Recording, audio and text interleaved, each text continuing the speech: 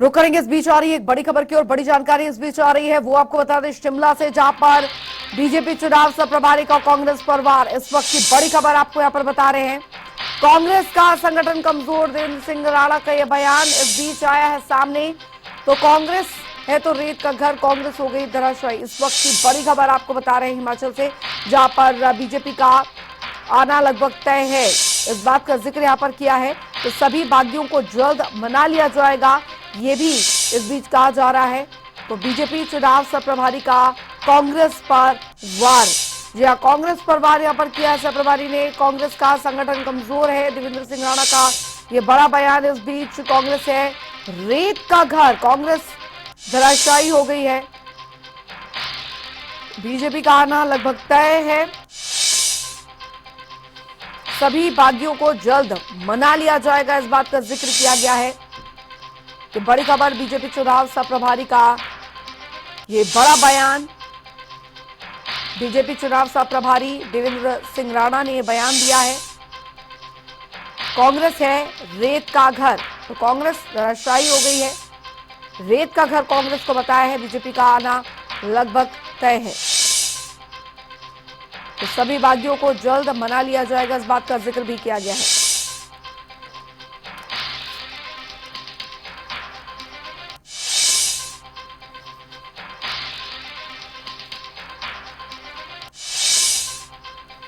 और प्रवक्ता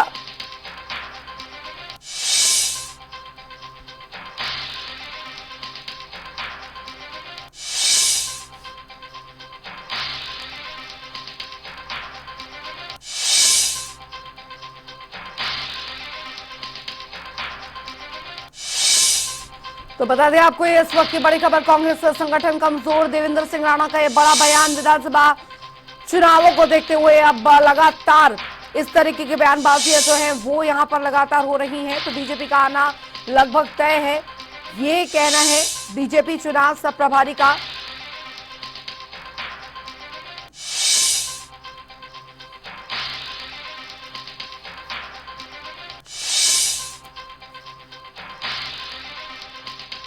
तो बड़ी खबर, कांग्रेस का संगठन कमजोर है, इस बात का जिक्र यहां पर किया है। बीजेपी चुनाव सह प्रभारी ने इस बात को लेकर बयान किया है। बीजेपी का आना लगभग तय है, ये कहना है। तो सभी बागियों को जल्द मना लिया जाएगा, बीजेपी एक है, इस बात का जिक्र यहां पर किया है। तो बीजेपी चुनाव सह प्रभारी का कांग्रेस पर वार, ये बड़ी खबर आपको बता रहे हैं। देवेंद्र सिंह राणा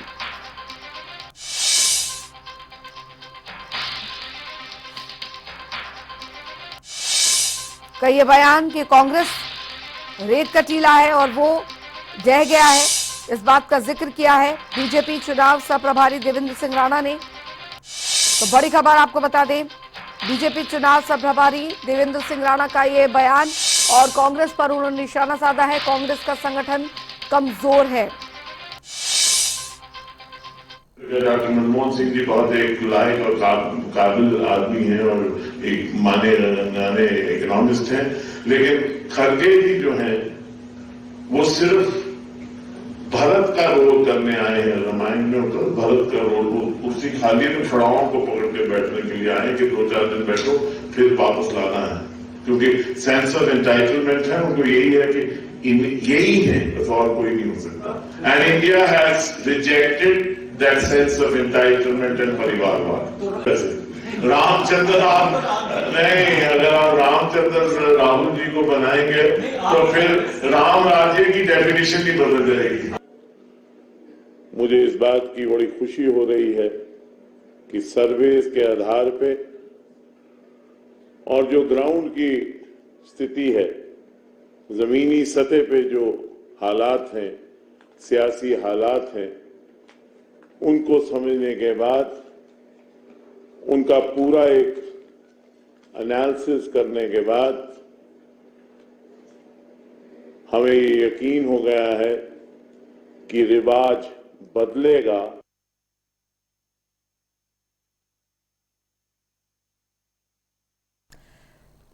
तो लगातार यहाँ पर निशानेबाजी जो है वो यहाँ पर की जा रही है और इस बीच हमारे साथ बीजेपी उपाध्यक्ष गणेश दत्त जी जुड़ गए हैं और साथ ही कांग्रेस प्रवक्ता नरेश चौहान जी जुड़ गए हैं। सबसे पहले नरेश चौहान जी मैं आपके पास आना चाहूंगी क्योंकि बीजेपी चुनाव सह प्रभारी देवेंद्र सिंह राणा का बयान आप यहाँ पर सुन रहे होंगे। उनका कहना है कि कांग्रेस एक रेत का टीला है और वो जल्द ही ढह जाएगा, ये बहुत जल्द पता लग जाएगा। यहाँ पर देखिए, ये चुनाव का टाइम है। राणा जी को अच्छी खुशफहमी है कि किला किसका ढहेगा ये तो प्रदेश की जनता तय करने वाली है। और जो पहले चरण में आप कहिए कैंडिडेट का सिलेक्शन था या ये बागियों की जो समस्या, भाजपा पूरी तरह से फंस चुकी है। बड़ी हैरानी इस बात की है कि जो इनका स्टेट का लीडरशिप है वो उनको कोई नहीं पूछा। मुख्यमंत्री खुद नड्डा साहब जो उनके राष्ट्रीय अध्यक्ष है वो उतर चुके हैं नीचे मैदान में। उनको लोगों को मिलना पड़ रहा है, उनको लोगों को बनाना पड़ रहा है। इन सारी बातों से एक चीज साफ दिखती है कि हिमाचल प्रदेश में चुनाव किस दिशा में जा रहा है। इनकी सरकार एंटी इनकम्बेंसी झेल रही है बहुत बुरी तरह से एक फेल सरकार को जयराम जी चला रहे थे। अब राणा साहब क्या बोलते क्या नहीं बोलते ये चीजें यहाँ अब बड़ा महत्व नहीं रखती है कि कौन क्या बोल रहा है। अब महत्व है कि हिमाचल प्रदेश की जनता का, मतदाता का क्या मूड है, वो साफ दिख रहा है। वो दिख रहा है कि बदलाव की तरफ जा रहे हैं और बदलाव भी बहुत बड़ा बदलाव होने जा रहा है। जो आप देखिए, आपने देखा नड्डा साहब खुद अपना मोर्चा संभाले हुए पिछले 15 दिन। बड़ी हैरानी की बात है, हिमाचल जैसा छोटा राज्य उनके राष्ट्रीय अध्यक्ष को यहाँ पर डेरा डालना पड़ रहा है। या मोदी साहब की रैलियां कराने पे पूरा जोर रखा पिछले दिनों, मतलब फेस बनाने की। मुख्यमंत्री जी का ना पार्टी के अंदर कोई सुनता है, ना कोई जनता में बैठे, ना उनके अपने लोग उनको मानते हैं कि कौन बागी होगा, किसको टिकट मिलेगा। तो ये सारी चीजें भाजपा में जो बगावत वाली स्थिति है वो समझ चुके हैं लोग कि वहां पर ये डूबता जहाज। जी, डूबता जहाज यहाँ पर बीजेपी को बता रहे हैं नरेश चौहान जी। गणेश दत्त जी, आपने यहाँ पर सुना नरेश चौहान जी को, उनका कहना है कि आखिर यहाँ पे तो एक विधानसभा चुनाव में पूरा राष्ट्रीय जो महकमा है वो यहाँ पर आ रहा है, मुख्यमंत्री खुद बागियों को मना रहे हैं, इनकम्बेंसी की स्थिति जो है बीजेपी में पनप रही है। क्या कहेंगे सर? देखिए, जब पार्टी का जो आधार बड़ा होता है और लोगों में पार्टी के प्रति बहुत बड़ा होता है और जीतने की संभावना अधिक होती है तो निश्चित तौर पर कैंडिडेट्स की संख्या भी बढ़ जाती है और वो अपना दावा प्रस्तुत करते हैं। आज हिमाचल प्रदेश में जिस प्रकार से जयराम ठाकुर जी की सरकार ने चारों तरफ विकास की योजनाओं को नई दिशा दी है और विकास को शिखर तक पहुंचाया है और आज गांव, गरीब, किसान, मजदूर, बेसहारा सभी सरकार के साथ खड़े हैं, तो पार्टी का हर कार्यकर्ता और ये चाहता है कि भाई उनको टिकट मिले और वो जीत के आ सकते हैं, क्योंकि सरकार की जो योजनाएं हैं वो जन कल्याणी है और जनता उसको स्वीकार कर चुकी है। इसलिए जगह जगह अधिक कैंडिडेट खड़े हुए हैं, लेकिन हमारा नेतृत्व तो उस काम में लगा हुआ है और शीघ्र ही मुझे लगता है कि 29 तारीख को जब विड्रॉल्स की डेट आएंगी और काफी स्थानों पर जो हमारे कहीं पर बागी खड़े हैं तो उनको बिठाने का पूरा प्रयास चल रहा है और जो नहीं खड़े बैठेंगे तो उसके बाद पार्टी के जो नियम है उसके अनुसार कार्रवाई भी होगी निश्चित तौर पर। और जिस तरह से कांग्रेस पार्टी के प्रवक्ता बोल रहे थे भाजपा के बारे में, मुझे लगता है कि आज कांग्रेस में तो 6 मुख्यमंत्री के दावेदार हैं, लेकिन जनता इनके साथ कहीं भी नहीं है। सभी मुख्यमंत्री बनना चाहते हैं, कोई इनका नेता नहीं है, कोई नेतृत्व नहीं है, कोई नीति नहीं है, कोई नियत नहीं है। तो इसलिए कांग्रेस पार्टी को अभी मुझे लगता है कि थोड़े दिन के बाद इनकी जो एक बड़ी बड़ी बातें हैं वो सतह पर आ जाएंगी।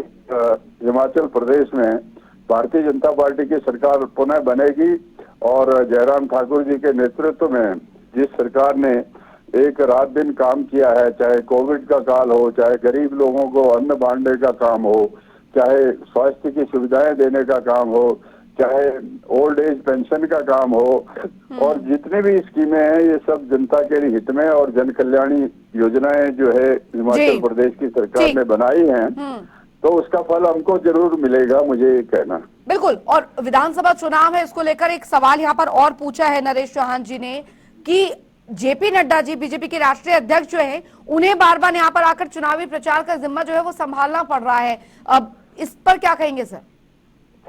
देखिए, नड्डा जी हमारे हिमाचल प्रदेश के सपूत हैं और हिमाचल प्रदेश से वो राष्ट्रीय नेता बने हैं और हिमाचल प्रदेश उनके लिए एक श्रेष्ठ प्रदेश के रूप में है। और हिमाचल प्रदेश के लिए उन्होंने जो भी यहाँ योजनाएं दी है, चाहे एम्स की बात आ जाए, चाहे एक बल्क ड्रग्स पार की बात आ जाए, और जितने भी विकास की बड़ी बड़ी योजनाएं हैं जिससे प्रदेश में बेरोजगारों को रोजगार के अवसर भी मिलेंगे, यानी कि सरकार की योजनाओं का जो उल्लेख है वो यहाँ पर करेंगे। नरेश चौहान जी, ठीक है, पार्टी के राष्ट्रीय अध्यक्ष हैं, पार्टी के प्रचार के लिए आ रहे हैं। कांग्रेस के लिए प्रियंका गांधी वाड्रा भी तो आ रही हैं, वो भी तो जनसभाएं और रोड शो करेंगे अभी कुछ दिन बाद। मेरा सवाल ये था कि स्टार प्रचारक के तौर पे सब आएंगे, राष्ट्रीय स्तर के नेता हर तल के आएंगे, वो तो मैनेजमेंट अपने हाथ में लेके बैठे, किसको टिकट देना, किसको पार्टी को बैठाना, किससे बात करनी है, कौन उनकी बात मान रहा है, वो तो मैनेजमेंट में आ गए हैं। स्टार प्रचारक के तौर पे नहीं आए अभी। चलो ये भी इनका अपना मामला है, पार्टी का हमें इससे कोई ज्यादा मतलब नहीं। लेकिन ये जो बात किनारों से चाहते हैं कि रिवाज बदलेगा, कोई रिवाज बदलने की आवश्यकता नहीं है। सिंपल सा बात है कि सरकार बदलेगी, ये जनता का मूड है, सरकार बदलेंगे, रिवाज बदलने की जरूरत ही नहीं।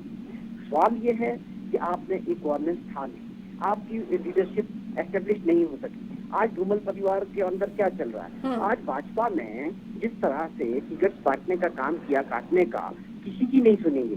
लोकतंत्र है नहीं पार्टी में। डंडे के दम पे तानाशाह तरीके से जाने का जो प्रयास किया गया, उस वजह से ये इतने बड़े लेवल पे बगावत हुई और विस्फोट हुआ। उसका सिंपल सा कारण है, किसी की राय नहीं लेगी, कौन मंत्री है, कौन एमएलए है, तो वहाँ एक लोकतंत्र, पार्टी के अंदर का लोकतंत्र खत्म हो चुका है। तानाशाह से चलाने का जब आप प्रयास करोगे तो आपको इस तरह की बगावत झेलनी पड़ेगी। बगावत की बात यहाँ पर हो रही है गणेश दत्त जी, कि बगावत पार्टी के भीतर में इतनी ज्यादा हो रही है कि कोई किसी को सुनने को तैयार ही नहीं है। वाकई में ऐसी स्थिति है क्या? देखिए, बगावत कांग्रेस पार्टी में हमसे ज्यादा है। इनके बड़े बड़े नेता जो किसी समय पार्टी के सर्वोसर्वा होते थे, आज वो भी इंडिपेंडेंट खड़े हुए हैं और उन्होंने सीधा कांग्रेस पार्टी को चुनौती दी है। जहां तक हमारे पार्टी में भी मैंने कहा कि निश्चित तौर पर, क्योंकि इस समय वातावरण भारतीय जनता पार्टी के पक्ष में है, भारतीय जनता पार्टी का हर कार्यकर्ता चाहता है कि मुझे टिकट मिले, तो उन्होंने अपना दावा प्रस्तुत किया है। और कुछ लोग वजिद भी हैं कि हमको चुनाव लड़ाना चाहिए था, लेकिन अंतिम निर्णय तो पार्टी हाईकमान का होता है, उसे सभी पार्टी कार्यकर्ताओं को मानना पड़ता है। तो धीरे धीरे, जैसे मैंने कहा कि 29 तारीख को पेट्रोल की लास्ट डेट है, उस दिन कितने लोग खड़े रह पाते हैं या कितने लोग पार्टी से बगावत करते हैं, सही तस्वीर तो उसी दिन पता लगेगी। लेकिन हमारा जो नेतृत्व है, बड़े नेता हैं, वो कार्यकर्ताओं को बनाने में लगे हैं और उनका सम्मान और उनका मान बना रहेगा और उन्हें पार्टी के काम में लगाने का पूरा प्रयास हमारा नेतृत्व कर रहा है। और धीरे धीरे मुझे लगता है कि जो ये गुस्सा गिला है वो सतह पर आ जाएगा और भारतीय जनता पार्टी का हर कार्यकर्ता, क्योंकि हमारी संगठन पर आधारित पार्टी है और कार्यकर्ता हैं, तो वो पार्टी के जो प्रत्याशी हैं उन पक्ष में होंगे और उन्हें पूरी तरह से जिताने के लिए अपना प्रयास करेंगे, ऐसा हमको लगता है। अच्छा, ये जो मिशन रिपीट और मिशन डिफीट की जो ये पूरी वर्सेस चल रही है, उसमें बीजेपी अपनी जीत को लेकर कितने सुनिश्चित है? क्योंकि कांग्रेस तो यहाँ पर कह रही है कि देखिए अब यहाँ पर बदलाव चाह रही है हिमाचल की जनता, लेकिन रिवाज बदलने को बीजेपी आमादा है।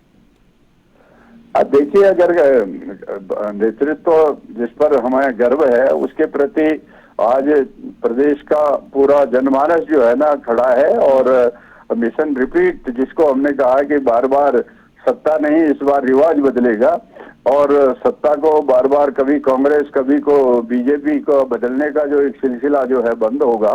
और इस बार निश्चित तौर पर Bharatiya Janata party mission repeat करके और प्रदेश में जो पुराना एक रिवाज चल रहा है उसको बदलेगी, हमारा विश्वास है। क्योंकि आज विश्व की सबसे बड़ी पार्टी है और देश में आदरणीय नरेंद्र मोदी जी की एक शक्तिशाली सरकार जो है आज दिल्ली में बैठी है, जिनका सहयोग हिमाचल प्रदेश को लगातार मिल रहा है। तो दोनों जगह डबल इंजन की सरकार होगी तो प्रदेश में विकास की गति और आगे बढ़ेगी और जो विकास इस समय हमने शुरू किया है वो गांव-गांव तक पहुंचेगा और उसी को जनता स्वीकार करेगी, हमें इसका विश्वास है। चलिए, जाहिर तौर पर ये स्थिति यहाँ पर जरूर ऐसी बन रही है यहाँ पर, और बीजेपी जो है अपने विकास के नाम पर वोट मांग रही है। कांग्रेस का कहना यहाँ पर ये है कि जो यहाँ पर विकास नहीं हुआ है जनता उसको सबक सिखाएगी। नरेश चौहान जी, मेरा ये आखिरी सवाल है, क्योंकि बीजेपी यहाँ पर अगर बात की जाए तो नरेंद्र मोदी और जयराम ठाकुर के नाम पर यहाँ पर एक जनता के सामने पूरा रिपोर्ट कार्ड पेश यहाँ पर करेगी, लेकिन कांग्रेस की यहाँ पर बात की जाए, वो चेहरा क्या होने वाला है जिसके नाम पर आगे वोट यहाँ पर मांगा जा रहा है? बातें बड़ी इंपॉर्टेंट है। ये नरेंद्र मोदी जी को हर जिला में बैठा दे, हर जिला में रैली करवा दे, कोई फर्क पड़ने वाला नहीं। लोगों की सबसे बड़ी समस्याएं बेरोजगारी और महंगाई पे मोदी साहब ने अपना जुबान नहीं खोला है। वो 4-5 दौरे कर चुके हैं, कभी उन्होंने इस बात पे जो लोगों की आज सबसे बड़ी समस्या है महंगाई और बेरोजगारी, उस पे प्रधानमंत्री जी कुछ बोलने को तैयार नहीं। खैर, मुख्यमंत्री जी से किसी को उम्मीद भी नहीं है, उनको तो उनके परिवार के लोग नहीं मानते, भाजपा के लोग नहीं मानते, उनसे हमको भी कोई उम्मीद नहीं है, ना ही मध्य प्रदेश के लोगों को कोई उम्मीद है। अब सवाल रहा कि पार्टी का काम है लोगों की बड़ी समस्याएं बेरोजगारी, महंगाई और जो विकास की दृष्टि से प्रदेश पिछड़ा है, इन मुद्दों को लेकर कांग्रेस पार्टी का नेता और कार्यकर्ता लोगों के बीच जा रहे हैं और लोगों का रिस्पॉन्स मिल रहा है। आप देखिए, ओपीएस को लेके 1 साल से हमारे सरकारी मुलाजिम सड़कों पे घूम रहे थे, उनका कुछ नहीं हुआ। आज वो बिल्कुल तैयार बैठे हैं कि हमने सरकार से बदला लेना है। और बहुत सारे जैसे बागवान और किसानों की समस्या को उन्होंने नारों से सरकारें नहीं बदलती है, ये रिवाज बदल देंगे, इससे नहीं बदलते हैं। हिमाचल प्रदेश का मतदाता पूरे देश के अंदर सबसे जागृत मतदाता है और बदलाव लोकतंत्र की एक परंपरा है, ये इनके रोकने से और इनके नारों से नहीं रुकने वाले। चलिए, बहुत बहुत शुक्रिया गणेश दत्त जी और नरेश चौहान जी आपका हमारे साथ जुड़ने के लिए।